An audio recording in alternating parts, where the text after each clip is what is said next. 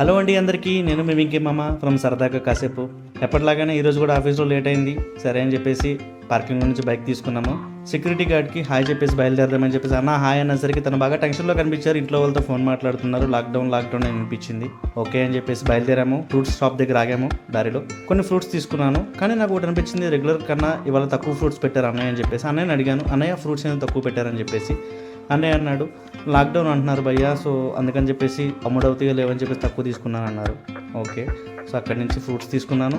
Petrol పంప్లోకి వెళ్ళాను. Petrol బైక్లో fill చేద్దామని చెప్పేసి. ఎందుకంటే మార్నింగ్ పూట మనకి ఎలాగో టైం కుదరదు ఫ్రెండ్స్, అడవుడిగా ఉంటాము, బయలుదేరుతాము పిల్లలు స్కూల్ డ్రాపింగ్ అని చెప్పేసి ఈ హైదరాబాద్ ట్రాఫిక్స్లో ఎస్పెషల్లీ. సో పెట్రోల్ కొట్టిద్దామని వెళ్ళాను. పెట్రోల్ బంకులో కూడా ఇదో న్యూస్, లాక్డౌన్ అని చెప్పేసి. సరే రెగ్యులర్గా పెట్రోల్ కొట్టించాము. ఇంటికి వచ్చేసాను. సో మా వైఫ్ని కొంచెం హెడేక్గా ఉందని చెప్పేసి జింజర్ టీ పెట్టమని అడిగాను. తను పెట్టే పనిలో ఉంది. సో ఎలాగో మనం ఛానల్ స్టార్ట్ చేసాం కదా సరదాగా కాసేపు అని చెప్పేసి మన ఫ్రెండ్స్తో కొంచెంసేపు మనం ముచ్చట్లు పంచుకుందాము. ఎలాగో మార్నింగ్ నుంచి ఆఫీస్ టెన్షన్స్లో బిజీగా ఉన్నాము, కొంచెం మైండ్ రిలీఫ్ చేసుకుందామని చెప్పేసి టాపిక్ ఎదికాను. సో ఏదో టాపిక్ ఎందుకు, ఎలాగో మనం దారిలో వినుకుంటూ వచ్చాం లాక్డౌన్ అని చెప్పేసి. ఎందుకు లాక్డౌన్ మన టాపిక్ గురించి మనం సరదాగా ముచ్చట పెట్టుకుందాం. హెచ్ఎంపీవి అనగానే హాయ్ మామ పార్టీ ఉందా అనుకుంటున్నారా? పార్టీ కాదు, ఇది హ్యూమన్ మెటాప్యూనో వైరస్. పేరు వినగానే బయోలాజికల్ ల్యాబ్ ఎక్స్పెరిమెంట్ లాగా అనిపించింది కదా, నాకు కూడా అలాగే అనిపించింది. హెచ్ఎంపీవి గురించి చెప్పే ముందు, లాక్డౌన్ నాకు మంచిగా నచ్చిన రోజులు అవి. 2020-2021లో మీకు గుర్తుందో లేదో, నాకు బాగా గుర్తున్న రోజులు లాక్డౌన్ రోజులు.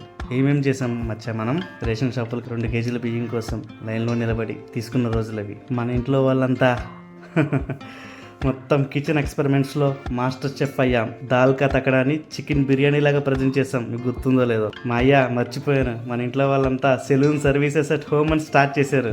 బాయ్కి అమ్మ కటింగ్, డాడీకి డాటర్ షేవ్. సాయంత్రం అయితే చాలు మా అయ్య అపార్ట్మెంట్లో అంకుల్స్ ఆంటీలంతా అమీర్ ఖాన్ కాజల్ సాంగ్స్తో డ్యాన్స్లు గేమ్స్లు. ఆ రోజులే వేరు మా అయ్య.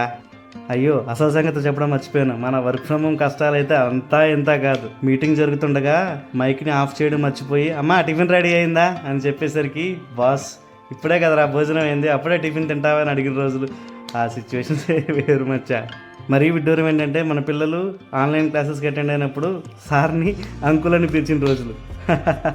అవన్నీ గోల్డెన్ మూమెంట్స్ మచ్చా. కొన్ని బ్యాడ్ మూమెంట్స్ కూడా ఉన్నాయి. సో మన ఛానల్ సరదాగా కాసేపు మనం బ్యాడ్ మూమెంట్స్ డిస్కస్ చేసుకోవడానికి కాదు, కించపరచడానికి వ్యతిరేకించడానికి కూడా కాదు. కాబట్టి సో మనం లాక్డౌన్ గురించి మొత్తం మన మెమరీస్ అని ఎవరు వేసుకున్నాం కదా. So coming to the point, మనం విషయానికి వస్తే హెచ్ఎంపీవి వైరస్.